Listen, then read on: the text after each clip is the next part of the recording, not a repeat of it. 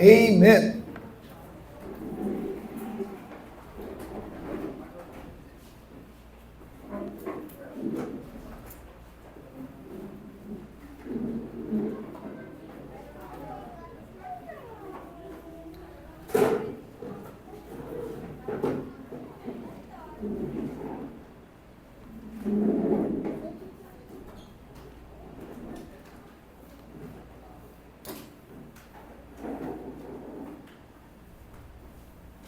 Amen.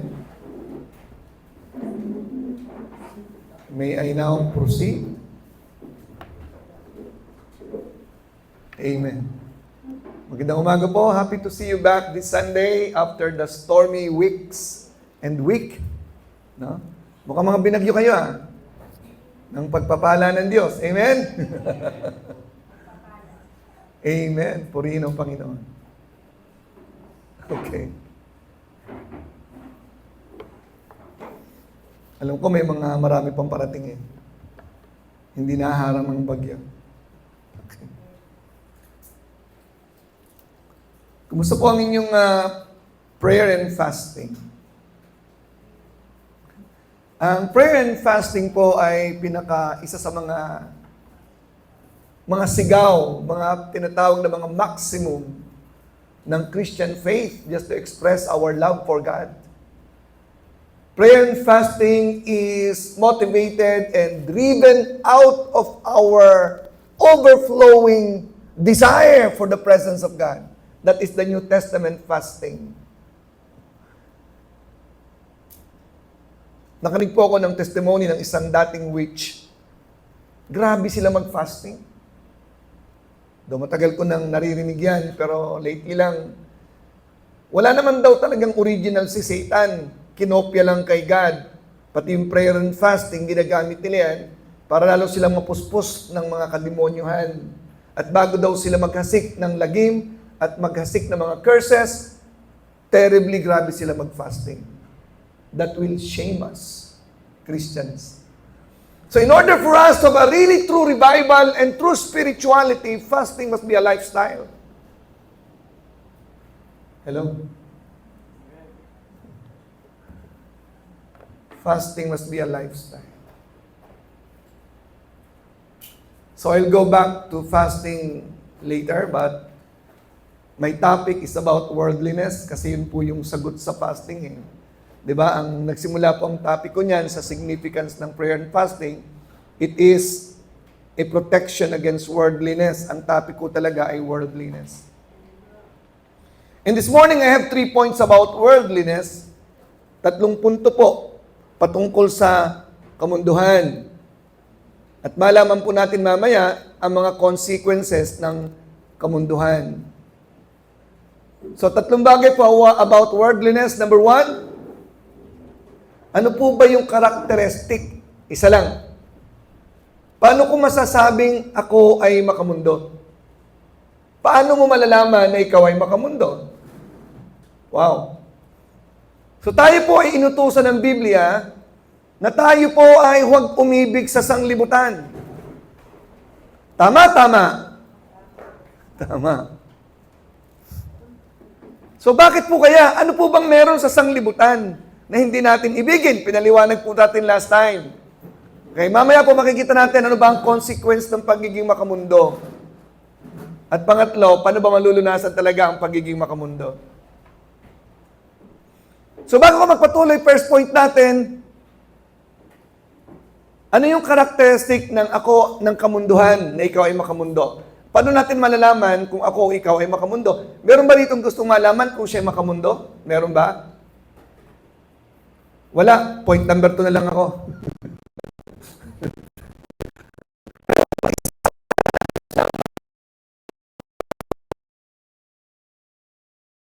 Tayong dalawa dito, halika.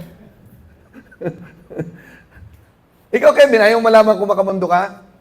Gusto mo rin? Ba't hindi ka nagtataas ng kamay? Ikaw naman, no? Tinaas mo yung paa mo. Ikaw talaga. Meron pa ba? Meron pa bang gusto malaman kung siya makamundo o hindi? Si Toto, alam din niya, di ba?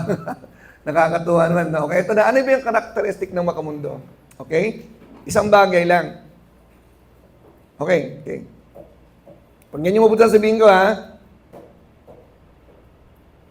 Nilalang ng Diyos ang tao, okay, kumpleto, walang problema.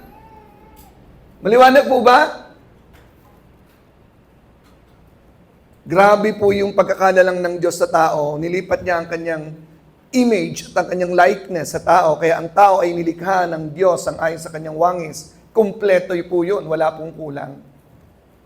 Bakit po nagkasala? Ang dahilan po ng kasalanan ay ang pagbibigay ng Diyos sa tinatawag na free will. Hanggang ngayon, may free will po kayo. Diba? So yan po hindi tinatanggal ng Panginoon sa atin. Free will. Okay. So yun din po yung dahilan bakit naging Satanas. Si Satanas, may free will din po siya. Okay? Hanggang ngayon, ina-exercise niya pa na kanyang free will, but in a certain parameter.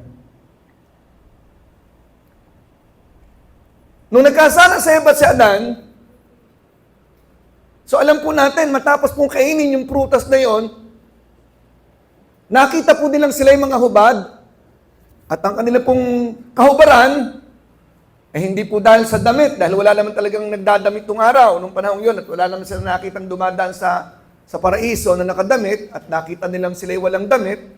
So ang nakita lang sila'y hubad, daw, ang ibig sabihin po noon ay nahubad ang kalwalatian ng Diyos, na nagbibigay ng value sa tao.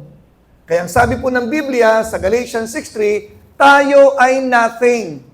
Tayo ay walang kabuluhan. Tayo ay naging walang kwenta. Maliwanag po yan sa Biblia.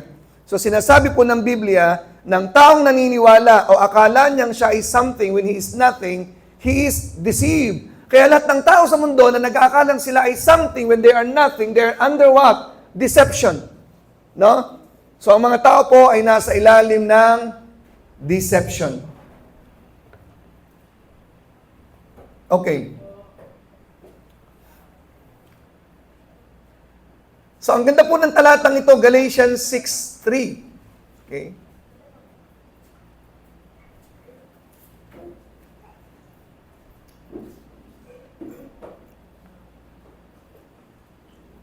O yan, malalaman mo na kung ikaw ay nadideceive. Diba? Kapag inaakala mong something ka, somebody ka, na hindi ka naman at wala ka naman, ayan, liwanag ng verse na yan, no? So, medyo may idea na tayo dyan kung ano yung makamundo, di ba? Okay. So, nung lumabas sila sa paraiso, they became empty, they became nothing. Okay? Wala po silang anumang bagay na dala. So, ito na po yung punto, mga kapatid. Being nothing, ang tao nawala ng tinatawag ng sense of value. Nawala ng sense of dignity. Nawala ng sense of importance. And then lastly, sense of significance. So yan po yung tao by nature. Okay, kaya ngayon ang tao, kumukuha ng tatlong bagay. Tandaan nyo to ha. Ang kanyang pinagkukunan ng tatlong bagay, ano ba yung tatlong bagay na yon? Yung lust of the flesh, pride of life. Okay? So yung tatlong bagay po, ginawa kong tatlong letter S. Number 1, sense of significance, sense of pride, sense of value, self-esteem kung tawagin. Yan ha. Lahat ng tao gustong pinapahalagahan. Tama? Pag hindi na ibigay ang pagpapahalaga, nagtatampo kaya. Hindi mo ko pinansin, sabi ni Oran, hindi kita papansinin. Yan ang topic niya kanina, di ba? O alam mo kung sino sila. So, sense of significance. Okay? Sense of importance. Nawala po sa kanila to, yun po yung glory ni God eh. Sense of security. Nawalan po ang tao ng sense of security. Kaya po ang mga taong sinisilang sa mundo, lahat po ay may insecurities. Insecure po tayo by nature. We don't control things around us. We are insufficient, kaya po tayo laging may sense of insecurity. And then lastly po, sensation. Naging malungkot ang tao. Kaya naghahanap po lagi ang tao ng kaligayahan. Tatlong letter S. Ano po yung tatlong letter S? Sense of significance, security, and sensation. Kasi yan, ginawa ko pong tatlong letter, sensation or joy or happiness, pleasure. So para po madaling talan, SSS. Ito po ang bagay na hinahanap ng tao sa ibabaw ng lupa. Ang makamundo, tingnan po natin, dito natin malalaman kung ako ba ay makamundo. Okay? Saan ka ba kumukuha ng iyong sense of value or significance? Saan ka ba kumukuha ng seguridad mo? Security, and then tatlo, pleasure or sensation. Excitement sa buhay mo. Tatlong bagay. Suriin po natin. Okay, malalaman mo na Toto, malalaman mo Kevin, Dennis, kung ako nga ay makamundo o hindi. No? So malaman natin, sila nagtaas ng kamay kanina eh. Di ba? So malaman natin, number 1. Puro letter P naman. 7 bagay po na common, number 1. Ang nagbibigay ng value sa tao at kung dito ka rin kumukuha ng iyong significance, letter P, number 1 is peso. Tagalogin natin, P pa rin, pera.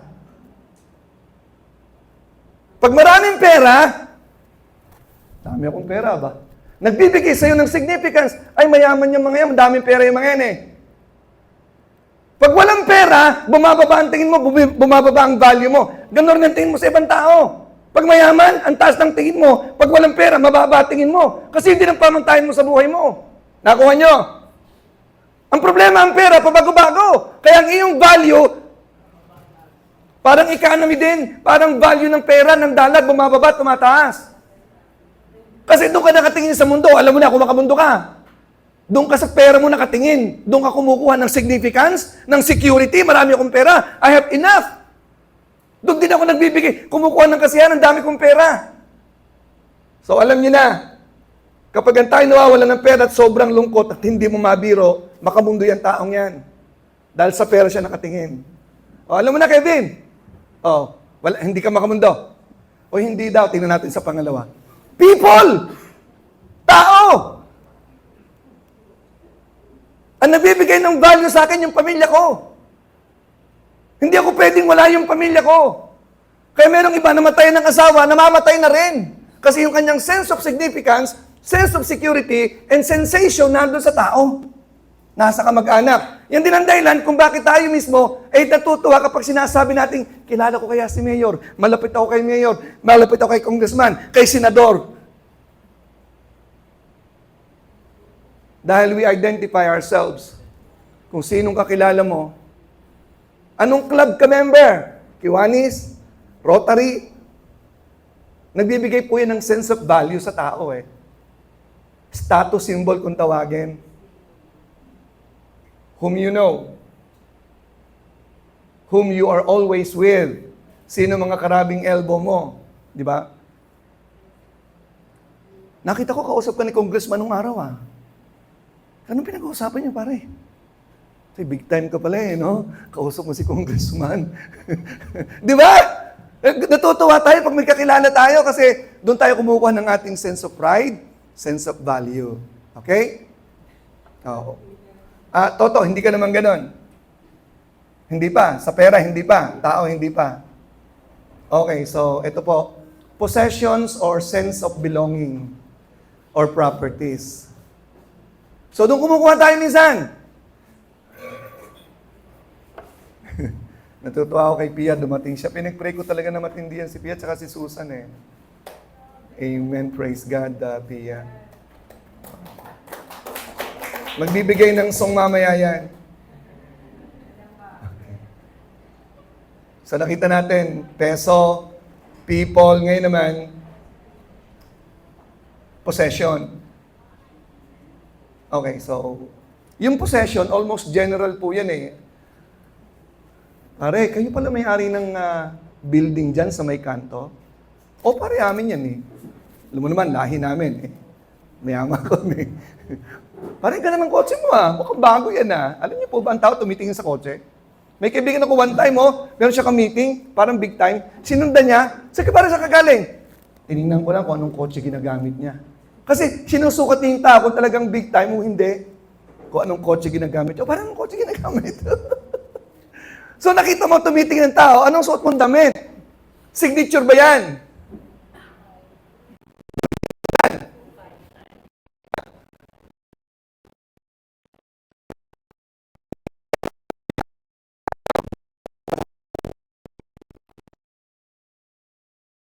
Bibili niya ng 1,000 ng mga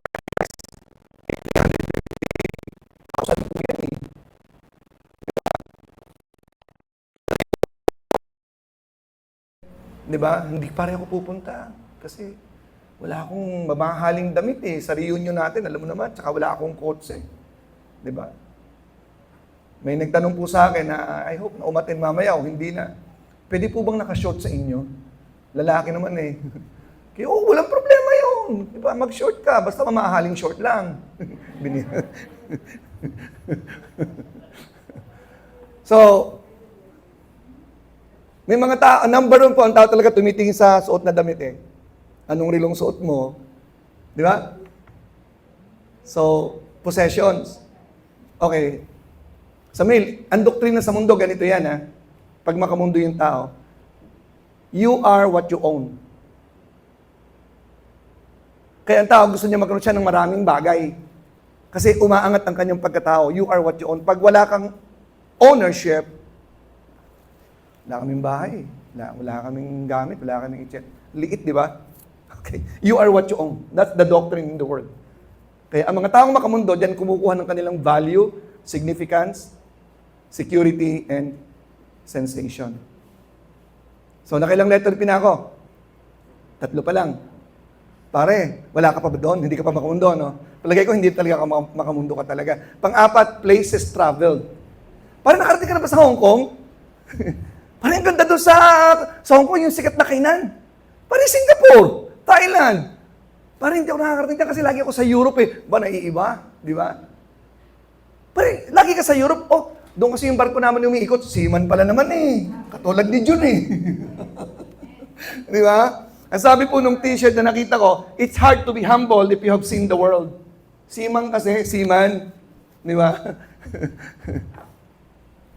Nakakaangat po yung sa tingin ng tao na you are well-traveled person.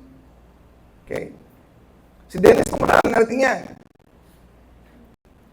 Singapore, Paris. Lagi po yan sa Paris eh. Parisan po dyan sa may kanto. Si Dennis. Di ba?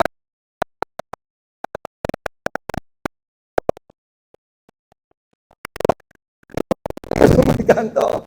Okay, so places traveled. Di ba? Nakakaangat yan. Status symbol po yan. Travel. Okay, hindi ka pa rin doon. Wala ka pa rin doon, no? Okay, so ngayon, another letter P. Programs for hindi po alam na Kristiyano, matagal na Kristiyano, pero sa tuwing siya pinag-iisa at sa tuwing nahuhuli mo, siya, lagi po siya nasa games. Lagi nasa games. Pero Kristiyano yun, lagi po siya nag-i-entertain ng sarili niya. So, ang palatandaan po, pag hibang na hibang sa mga entertainments, hindi makabaklas sa mga Korean novela, hindi ma-give up ang mga programs dyan sa mga programs natin dyan. Di ba? Makamundo ako pag ganoon ako. Okay? Panganim.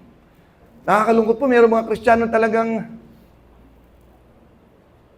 grabing makalundag pag nagpe-perform ang SB19. Alam niyo yung SB19? Rick? Alam mo rin? Ay, siyempre, meron mga excited na mga tao. Pakinggan mo, ang ganda ng kanilang program kasi ano sila, may wisdom sila. Kapag gumawa sila ng music, grabe yung production nila, excellent talaga. At sila yung nagba-viral worldwide. Ayun yung SB19.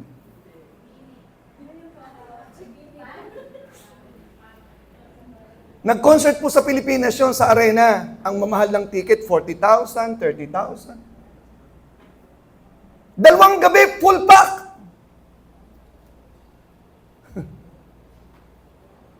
They cannot go away from that. Letter P pa. Position sa lipunan, position sa trabaho. Nakakapigay po yan ng sense of significance. Naalala ko po yung isang mataas ang katungkulan na involved sa anomaly. Siya po yung na-demote. Yung pong naging dahilan ng kanyang pagdidemote, na nagtutsu sa kanya, pinatay niya po, nakulong siya.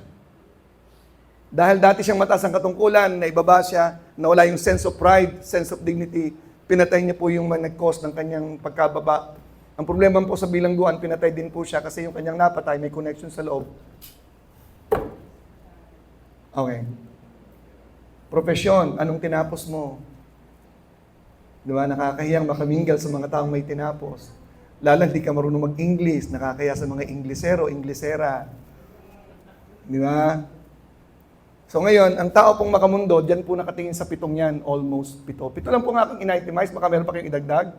Dyan po kayo kumukuha ng significance, people, peso, possession, places traveled, programs, profession, position, pito po yan. Ang tao pong hindi makamundo, ito po yung verse niya. Ibabalik ko po ito mamaya. Psalms 23, Psalm 73, verse 25. And iisa lang pong klase ang buhay ng taong hindi makamundo. Iisa lang pong klase.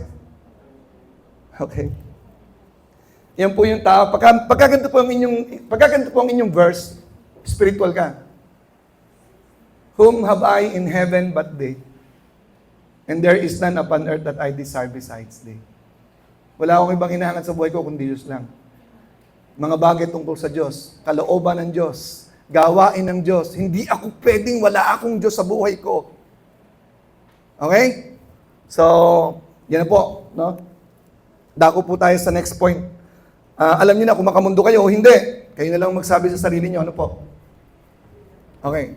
Ngayon, tingnan po natin, para maintindihan po natin ano ba ang consequence ng pagiging makamundo. May 5 po. 5. Number 1. Ang sabi po ni Solomon, Ecclesiastes chapter 2, verse 8 to 10. Tingnan po natin.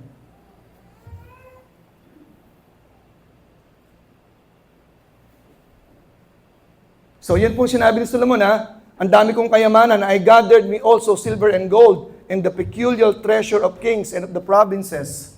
Kompleto ako, di ba? Meron ako mga entertainments. Nakita nyo, makamundo talaga. Oh. Hindi pwedeng walang entertainments, yun, oh. Di ba? Lahat, pag kumakain si Solomon, may tumutugtog. Okay? Sino sa inyo ang dapat may umaawit pagka may kumakain kayo? Di ba? Paminsan-minsan, pag napunta sa Tagaytay, may mga tumutugtog doon, di ba?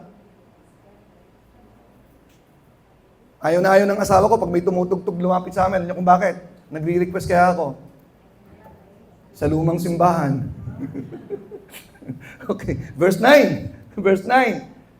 So I was great. Wow! I'm significant. And increase more than all that will be for me in Jerusalem. Grabe. Matalino pa rin ako. I have sense of pride. Masaya kung dami kong babae. Wow! 1,000. Ang sabi sa verse 10. Ang sabi sa verse 10. Ang sabi ni Solomon sa verse 10, and whatsoever my eyes desired, wala akong pinagkakait, lust of the eyes. Lahat ng kasiyahan ko, kinukuha ko. Pero ang sabi niya sa verse 11, finally mga kapatid, just review. Review. Then I looked on all the works that my hands had wrought, and on the labor that I had labored to do, and behold, all was vanity and vexation of the spirit, and there was no profit in the world. Wala akong makikita sa mundo. Vanity ang lahat ng bagay. Verse 17, tuloy po natin sa verse 17. Ang sabi po sa verse 17, therefore I hated life because the work that is wrought under the sun is grievous unto me, for all is vanity and vexation of the spirit. So mga kapatid, kaya po sinasabi nag-aaral natin yung worldliness. Pag ikaw ay makamundo, ang life mo ay vanity. Ang term pong ginagamit ko dyan ay ligwak. Walang kasensense po yan. Oo, sikat ka sa mundo, maybe, mayaman ka sa mundo, you can have that. Pero sa mata ng Panginoon, wala ka. Walang value. Okay, so number 1, vanity. Okay? Yan po yung dahilan na kinilala natin ng Panginoon, nakita natin, walang kwenta ang mundo, walang kabulang mundo, kaya tayo naging Kristiyano. Pero nakakalungkot, bumabalik tayo sa mundo. And ang ganda po ng awit po niya, I don't want to go back to my old life. Kanina, may awit na naman siya kanina para sa message na to. I searched the world, I searched the earth, highs and lows, pero wala akong nakita na katumbas ng pag-ibig ng Panginoon. So alam po natin, love not the world, kasi ang karibal ng Panginoon ay mundo. Kapag ang pag-ibig mo ay nasa mundo at makamundo ka, ang pag-ibig mo wala sa Diyos. Yun po yung ibig sabihin noon. Kaya this is a message that is very confrontative. Kung makamundo ka, ilaglag mo na yung mundo. Bumalik ka na sa Diyos, ibigin mo ang Diyos, nandun ang tunay na value, ang tunay na security, at tunay na kasiyahan sa buhay natin. We are deceived if we don't see that way. Sana walang aalis dito mamaya na ikaw ay under deception pa ni Satan. Di ba? Okay? Vanity. Number 1. Ito mabigat.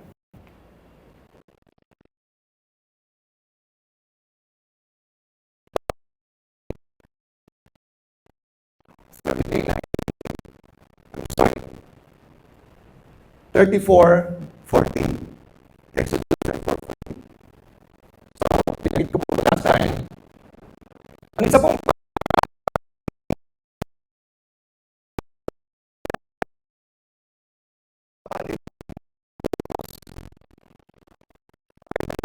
here. Kaya sinabi niya, ang sino nagmamahal sa ina, sa anak, sa ama, nang higit kaysa sa akin, hindi karapat-dapat sa akin. I should be worshipped. I should be the number 1 in your life. I should be the priority. Sa akin ka dapat kukuha ng sense of significance, sense of security, and sensation. Kasi yan sa akin lang. Okay, take note. Anumang bagay na nabibigyan mo ng prioridad, anumang bagay na pinagkukunan mo ng kasiyahan higit sa Diyos, anumang bagay ang pinagkukunan mo ng value higit sa Diyos, you're putting something in between you and God, and that is idolatry. Hindi po lamang na gumagawa ka ng imahen o sumasamba ka sa mga imahen. Idolatry is that you are preferring something higher, more than God. So isang klase lang talaga ang buhay sa Bible, wala pong neutral. It's either worldly ka or lordly ka. Wala pong gitna. Amen? What is idolatry? Pag minahal mo ang asawa mo higit sa Diyos, pag minahal mo ang trabaho mo higit sa Diyos, kaya po idolatry yun kasi ina-idolize mo masyado ang sarili mo. Ang totoong pinapahalagan mo, sarili mo eh. Okay? Sabihan ko po kayo ng isang masaklap na katotohanan. Meron pong isang paniniwala, na alam niyo naman siguro ang paniniwalang ito. Mataas ang kanyang katungkulan sa lipunan, siya nilirespeto sa kanilang relihiyon, pero ang kanyang anak ay bumaliktad. Nagkaroon ng ibang pananampalataya. Kinulong niya po ang kanyang anak sa basement, then finally, napatay niya po. O, anong worldliness doon? Sense of pride. Nagdala ka ng kahihiyan sa ating pamilya. Hindi mo na ako binigyan ng kahihiyan. Pinatay po yung kagagraduate lang sa college na anak niyang na-convert sa Amerika. So siguro may idea kayo kung anong pananampalataya yun. Ano? Ha? May idea kayo? Yung pinapatay kapag ka bumaliktad ka,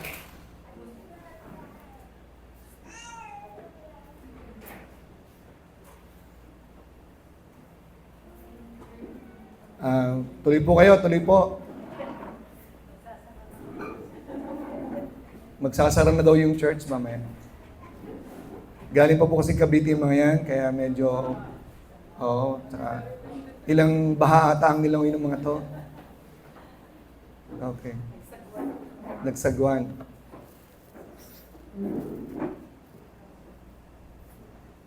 Pag makamundo ka, idolatry ka, yun po ang consequence ng kamunduhan. And may have your eyes on me now. One of the most hated sin of God in the Bible, in the Old Testament, is the sin of idolatry. Grabe po ang consequence niyan. Yun nga lang po talaga ang karibal ng Panginoon, mga Baal, Baalim, iba't ibang mga Diyos-Diyosan. Pero kung atin pong titingnan, you are putting something in between you and God. Kaya may song po kami sa Baptist dati, there's nothing between. Do you sing the song sa Baptist? Nothing between my soul and the Savior. So there should be nothing between. Anything you put in between you and God, that is idolatry. And God hates it until this time. That is a great insult to the Lord who created the world and gave you life and saved your soul. How dare you to put something in between you and God? So yun po yung consequence, mga kapatid. Akala nyo ganun lang yun? Akala nyo, simple lang yung tayo ay sa pera nakatingin o tayo mapagmata ng tao. Saan ka kumukuha ng kaligayahan mo? Hindi dapat sa tao, hindi dapat sa pera, hindi dapat sa entertainment ng sanglibutan, hindi dapat sa mga lugar na pinupuntahan mo. Sa Diyos lang dapat. Dahil kung hindi sa Diyos galing, that is idolatry. Pangatlo, letter P. Ang taong makamundo, hindi nila alam na sila yung mga pobreng tao. Alam niyo kung bakit pobre sila kahit anong yaman nila? Dahil ang tao, by nature, nothing. So gusto niya magkaroon ng kanyang value sa pamamagitan ng pera, hindi pa rin siya masatisfy, pera, kaya kahit mayaman anak,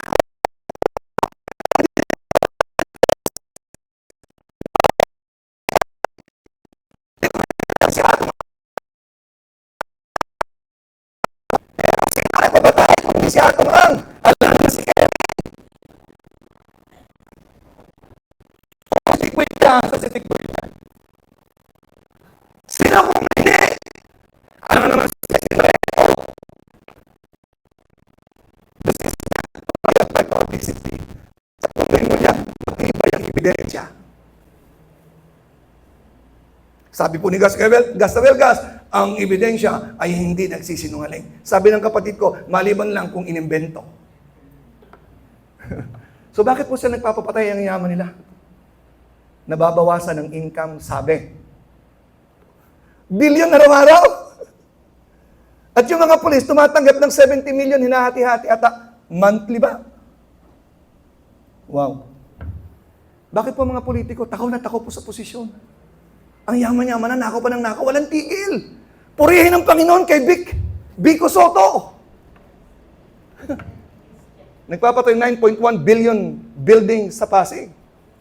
Yan daw yung dapat na ginagawa. Yan ang mga corruption na nasave niya na hindi niya kinukurap. 9 billion ang kanyang nasave. Billions ang corruption na nawawala sa kabanang bayan. Hinahanap ang 500 billion na dapat ay flood fund. Kaya po tayo puro baha kasi yung 500 billion nasaan nawawala? Toto, ilabas mo na. Naubos mo na.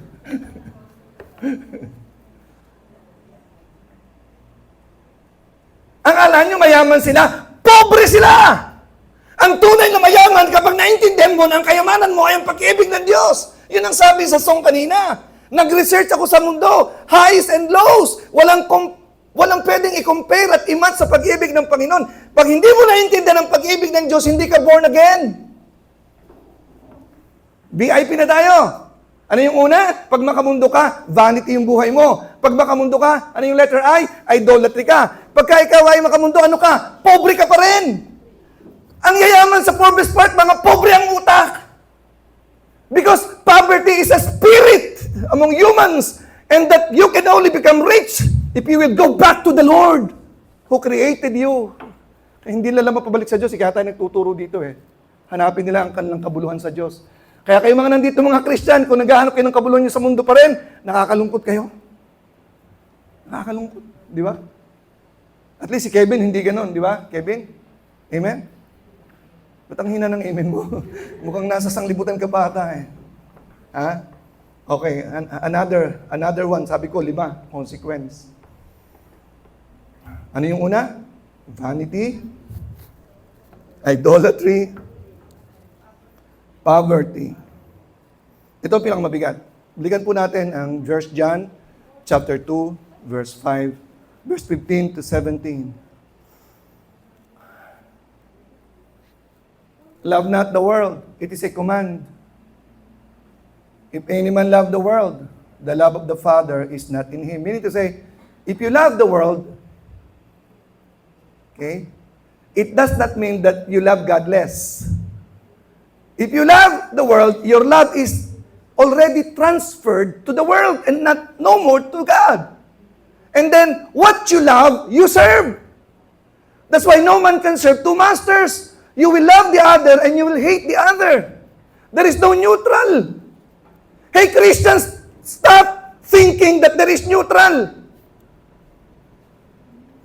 Ang sabi po dito sa Bible, verse 16, in-itemize po dito ang tatlong bagay, ang significance, ang sense of security, at saka sensation. Nandiyan po sa verse 16. Ang sabi po sa verse 17, let's go to verse 17.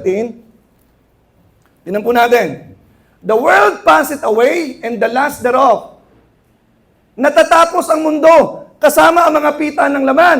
But he that doeth the will of God abideth even in eternity. Kaya yung lahat ng ginagawa nyo sa mundo na hindi para sa Diyos, ligwak, sayang, tapon. Minsan ka lang mabubuhay, walang ulitan. Hindi mo na pwedeng balikan ang mundong ito. Minsan lang tayo ditong dumadaan, the world passeth away. At lahat ng nabubuhay sa makasanlibutang bagay, ligwak ang buhay mo. Ang sabi po sa 2 Corinthians 5:10, for we must all appear before the judgment seat of Christ to receive what we have done in our body, whether it be good or bad. Mga kapatid, ayaw ko magsasayang tayo ng buhay sa mundo sa mga bagay na ligwak na walang kabuluhan. Ang tao pong kumukuha ng saya sa Diyos, purihin ng Panginoon, hindi pwedeng hindi siya magcha-church. Ayaw niya magkakasakit. Pag may bisita siyang darating sa bahay, uy, naku, pasensya ka na, Sunday ngayon, sama ka na lang sa church. Pastor, di mo na ako mag-attend, may bisita kami. Hindi ko ganoon. Uy, birthday ko sa Sunday, Mare. Magtatanggalin tayo sa bahay, ha? Punta ka sa bahay, Mare. Kasi birthday ko. Naku, Mare, pasensya ka na. Pwedeng sa hapon na lang ako pag uwi na. Kasi may church kami, eh. At hindi ka pwedeng walang Bible na binabasa. At para isagad mo ang pag-ibig mo sa Diyos, dahil doon ka mahuhugot ng kaligayahan mo, nagpa-fasting ka. Nagpi-feasting ka sa presensya ng Panginoon. Amen? Okay, so 4 na po. Pag ikaw'y makamundo, you're living a life of vanity. Vanity, number 1. Number 2, you're living a life of idolatry. And I would like to mention this. Ang topic na madalas na sinimulan ni Juki is legal ground. Pag ikaw ay makamundo, legal ground ni Satan sa buhay mo para siya magkokontrol ng buhay mo at wala kang answered prayer. If I regard sin in my life, the Lord will not hear me. There is only one kind of life that is honorable before God. Living for Him. Living for Him. Living for Him. 2 Corinthians 5:15.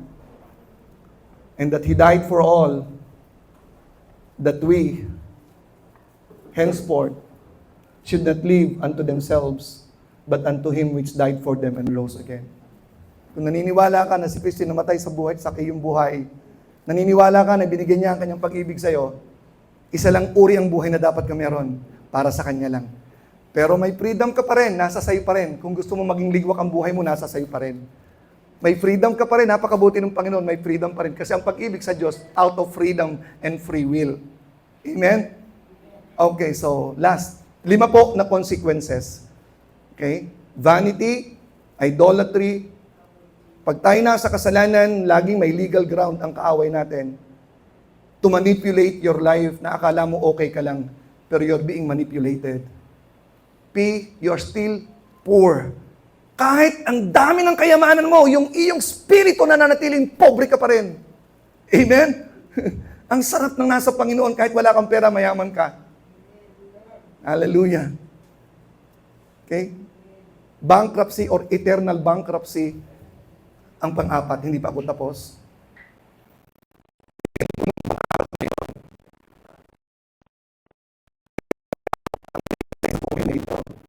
First Kings chapter 3, verse. Tingnan natin anak sa verse 10. First Kings 3, verse 10.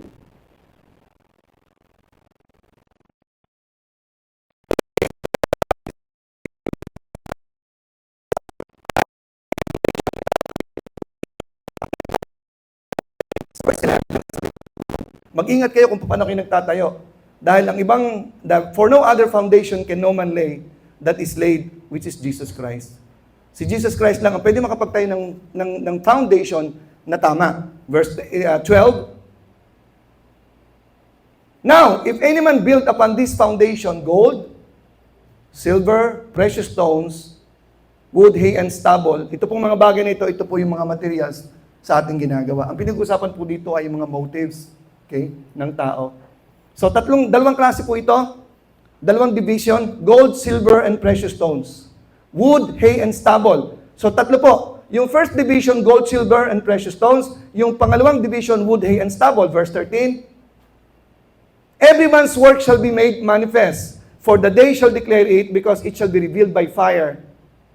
And the fire shall try every man's work of what sort it is. Pagdating po natin sa kabilang buhay, lahat ng ating ginawa ay susubukin sa apoy. Mga pag-awit natin.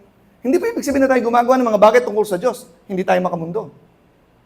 Marami pong nasa church, mga practical attender po yan. Di ba? Ang iba nagdi-negosyo, humahanap po ng connection. Kaya ang iba ayaw sa maliit na church kasi may negosyo sila, wala silang kapartner dito makuha. Dahil mahihirap ang mga tao sa maliliit na churches. Naghanap sila ng malaking churches, doon sila gumagawa ng mga connections. Purihin ng Panginoon, wala ditong ganun. Amen? Kaya kayo nandito dahil gusto nyo talaga salita ng Diyos. Amen? Ha? O na-pressure ka lang. Okay, okay, tuloy natin. So, susubukin po ng apoy. Tingnan po nyo, ha? Tingnan nyo. Verse 14. Tingnan po natin. Susubukin ng apoy. If any man's work abide, which he hath built thereupon, he shall receive a reward. Ano yung i-reward ng Lord? Ano yun? Ha? Okay, tuloy. Verse 15. If anyone's work shall be burned, he shall suffer loss, but he himself shall be saved, yet so as by fire. Yung pong gold, silver, and precious stones, yun po yung hindi masusunog ng apoy. Pero yung wood, hay, and stubble, yun po masusunog ng apoy. Ang sabi po sa Bible, oo, ligtas ka, pero ang katulad mo, ay nasunugan ng bahay sa langit. Anong tawag doon? Bankrupt. So, ang apat na consequence po ng makamundong buhay ay eternal bankruptcy. Hindi nyo na po pwedeng i-recover sa mundo pabalik. Kasi ang mundo po, ang sabi ng Bible, ay passing away. Minsan lang tayong mabubuhay at lahat ng gagawin natin dito will be tested by fire pagdating sa judgment seat ni Christ. At ang nakakalungkot po, yung status sa kabilang buhay is for eternity. Hindi na po pwedeng baguhin. Hindi na pwedeng dagdagan. Hindi ka na pwedeng mag-remake. Wala na pong improvement sa heaven kasi perfect na po ang ating buhay doon. Kaya yun po ang aking mahigpit na isinisigaw sa pulpito. Huwag po tayong maging complacent, which is number 5. Consequence. Ang taong makamundo, number 5, spiritual apathy or apathy. Di ba may song na ganyan? May song yan, di ba? Apathy, apathy. Tama, no? So, may song po niya, no? Spiritual apathy, yung indifference ka sa gawain ng Panginoon. Marami kang reservation. Hindi ka all out sa paglilingkod sa Lord. Optional ka lang. Convenience-oriented ka lang. Kapag komportable, magsisimba ko. Pag hindi mo kaya mag-commit. Because why? You are not really loving God the way you should love God. You are not really serving God the way you should serve God. Why? Because you're being attached with the world. Nasa mundo ka pa eh. Kaya itong iyong pagsimba-simba na iyong spirituality, that is just a paraphernalia para masabi ko, may church ka rin naman. Uy, nagcha-church din naman ako. But you are serving God in your own terms. Stop it! Surrender your life to God and say, Lord, I understand how much you love me. That is the cure. Point number 3. Wala pong neutral. God hates lukewarmness. Ayaw ng Panginoon, ikaw ay nasa gitna kasi wala naman talagang gitna. Sabi ng Panginoon, isusuko, I'll spew you out of my mouth. Okay? Huwag niyo pong paghintayin ng Diyos, kunti na lang po ang panahon ngayon. Napakalinaw po ng mga sinyalis natin, ang Lord malapit nang bumalik. Ilan ang nadala mo sa Lord? O ilan ang nailayo mo sa Lord? Balik rin natin. Ha? Pag ikaw ay maglilingkod sa Lord at in your own term, sasabihin ng Panginoon, it's all or nothing at all. Forget it. Dedicate your life completely or not at all. Okay. Ano yung cure na sinasabi ko?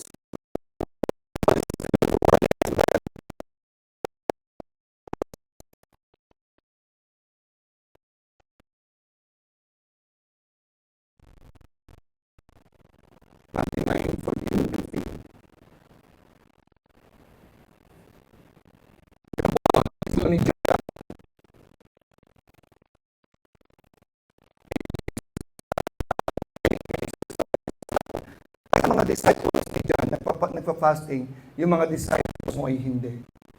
Bakit kaya? Anong kaibahan nila? Bakit nagpa-fasting ang mga kasama ni John, na mga believers din naman, pero ang kasama ni Christ, hindi nagpa-fasting? Tamad? Mahilig kumain? Matatakaw? So nakalagay po dito sa verse 15 ang sagot. Okay, ito po yung sagot. And Jesus said unto them, can the children of the bride chamber mourn, as long as the bridegroom is with them? But the days will come when the bridegroom shall be taken from them, and then they shall fast. Anong ibig sabihin nun? Hanggat nandito ako, hindi sila magpa-fast. Ang tinuturo po ng Biblia, ang elevated motive ng fasting in the New Testament is we do fasting. It's not because we are pleading for something. We want a breakthrough for something that we cannot overcome. So those things are valid. Yes, we want to be sensitive with God. Yes. But fasting in the New Testament is an expression. It is a shout that I want to be with Jesus now na. I want His presence. But since I'm waiting, I'm still here on earth, I am getting some kind of contentment and joy in the presence of God by abstinence from food. Yan po yung New Testament fasting. Kaya pag umalis na ako, magsisimula sila mag-fasting. Fasting in the New Testament is telling to God, Lord, my satisfaction, my significance, my sensation, my security is in you alone. Yan po yan. Ini-express mo yan. Depende po yan. Baka once a week mong ginagawa. Ang mga Pharisees, twice a week. Ginagawa nila yan. Tayo po, kailan tayo huli nag-fasting para i-express natin, Lord? Oo, meron dito nagpa-fasting, pero ang fasting po pinag-uusapan natin is you will devote the fasting, that moment, na kung nagtatrabaho ka man, meron kang minimemorize na verse, nagpe-pray ka, pinagpe-pray mo ang church, pinagpe-pray mo ang gawain ng Panginoon, kasi nakadevote po ang fasting ng Christians to pray and to feast on the Word. Hindi ka kumakain. Pag hindi po natin ginagawa yon, merong acceptable reasons, pero merong hindi acceptable. Pag hindi natin kaya mag-fasting because we love ourselves too much. We value ourselves too much. We don't fully understand the love of God. Amen? Okay. Tingnan po natin itong verse na ito na napakahalaga. 2 Corinthians 5:14.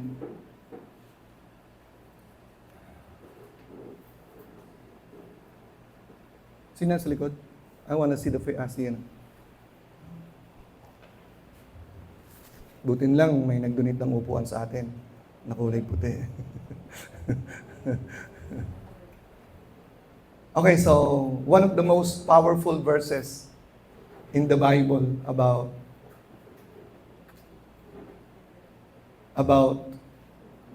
something that will drive us to really be committed Christian is this verse. Ang sabi po ni Pablo, ang pag-ibig ng Diyos ang siyang nagmo-motivate, pumipilit sa akin. Kaya ako naglilingkod sa Kanya.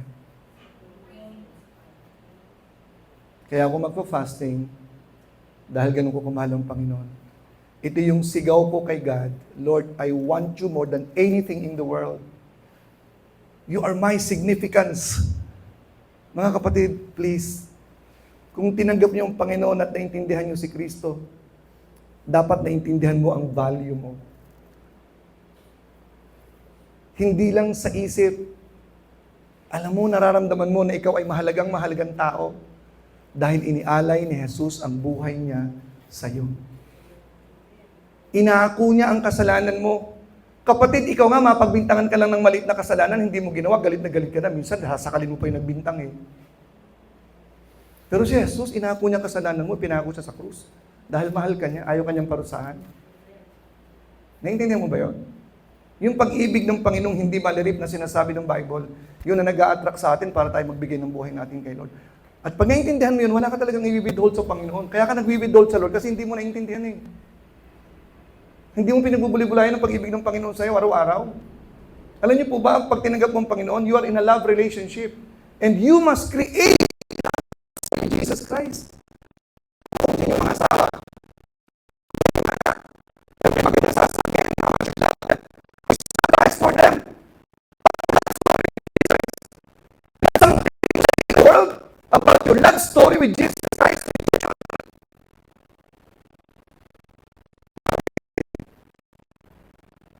Ang taong nakakakuha ng pag-ibig ng Diyos, naintindihan niya na siya'y papunta. Ang nila lang. Walang bagay na hindi ko kayang igiba, walang bagay na hindi ko kayang akapin, dahil sa umibig sa akin, ang Panginoong Jesucristo. We love Him, yes, because He first loved us. Tayo po natin tumayo.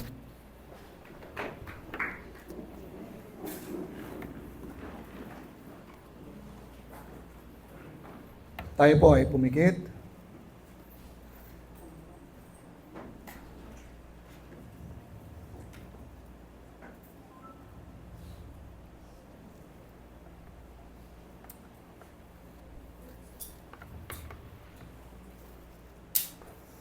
Tayo po ay magbulay-bulay sa mga mensaheng ating narinig ngayong umaga. Sagutin po natin ang isang mabigat na katanungan. Ako ba ay makamundo? Kung nasuri mo sa liwanag ng salita ng Diyos, sa patnubay ng banal na Espiritu na ikaw ay makamundo. Ayaw ng Panginoong aalis ka sa bulwagang ito. Ayaw ng Panginoong aalis ka sa pananambahang ito. Na wala pa rin kwenta ang iyong buhay. Gusto ng Diyos ang palatayanan mo at akapin mo ang kanyang dakilang pag-ibig. At sasabihin mo, Lord, magpa-fasting ako upang ipahayag ko sa iyo ang pag-ibig ko.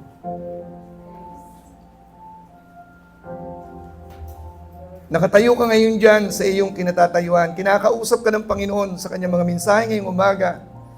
Iisang uri ng buhay ang dapat na meron ka, kapatid. Na walang ibang binimithi sa buhay kundi ang Diyos at ang mga bagay tungkol sa Diyos. Gawain ng Diyos.